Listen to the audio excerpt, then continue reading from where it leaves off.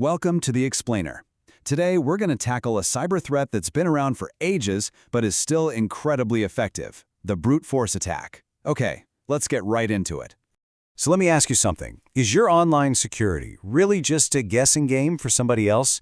Think about your passwords for a moment. Are they like a super strong vault, or are they more like a flimsy padlock that anyone with enough time could just guess their way through? So what exactly is a brute force attack? Well, this isn't some super genius hacking you see in the movies. Nope.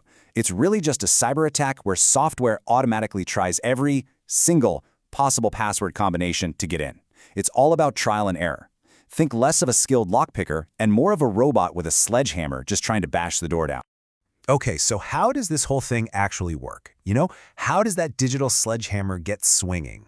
Well, the process is way more straightforward than you'd think, and honestly, that's what makes it so dang common. It all starts with picking a target. Could be a login page, your email, your Wi-Fi, anything with a password. Then, the attacker just lets their software loose. This thing starts guessing passwords over and over and over again. We're talking thousands, sometimes millions of attempts.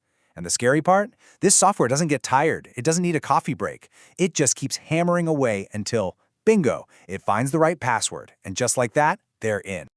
Now, this whole guessing game has a few different flavors. The most basic one is the simple attack. It does exactly what it sounds like. Tries every single combination. A, then B, then C, then A, B. You get the picture. As you can imagine, that can take forever. So attackers got a little smarter. They came up with the dictionary attack. Instead of trying everything, it uses a list of super common passwords. You know the ones. Password, 123456, QWERTY. It's a much faster way to find an easy target. And of course, it didn't stop there. Attack methods got even more evolved. You've got the hybrid attack. This is where the software takes a common word from the dictionary, say password, and then starts adding numbers and symbols to it, like password 123 or password exclamation point. But the one you really need to worry about is credential stuffing. This is where attackers get their hands on those huge lists of usernames and passwords from other data breaches, the ones you hear about on the news. They then take that list and just stuff those credentials into other websites, banking on the fact that, let's be honest, a lot of us reuse our passwords. And then, to completely flip the script, you've got the reverse brute force attack. This is kind of clever in a scary way. Instead of trying a million passwords on one username, the attacker takes one really common password, something like welcome@123, and tries it against thousands and thousands of usernames, just hoping to find a hit.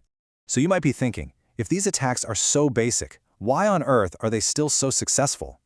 Well, the answer really isn't about high-tech wizardry. It's all about us. It's about our habits. These attacks really only work because they exploit some key weaknesses. The big one? Weak passwords. It's a huge problem. Another is when a website or system doesn't have an account lockout policy. That means the attacker's software can just guess and guess and guess forever without getting shut down. And yeah, reusing passwords across different sites, that's like leaving a treasure map for them. But honestly, the biggest reason they succeed is the lack of multi-factor authentication, or MFA. That one thing could stop most of these attacks cold. All right, so let's talk about the impact. When this guessing game is won by the bad guys, well, it's not a game anymore. The consequences can be absolutely devastating. Right off the bat, you're looking at a complete account takeover. Bam!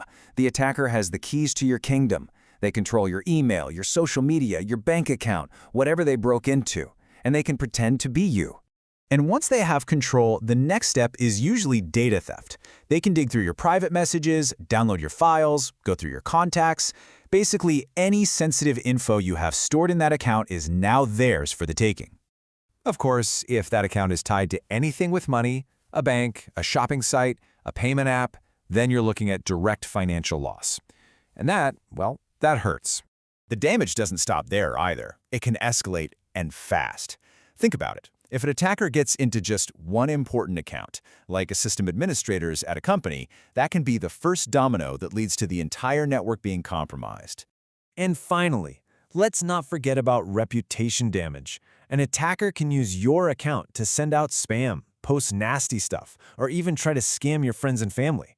This can seriously hurt the trust people have in you, both in your personal life and at work.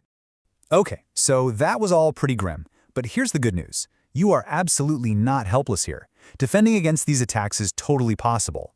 You just need to build a better lock for your digital doors.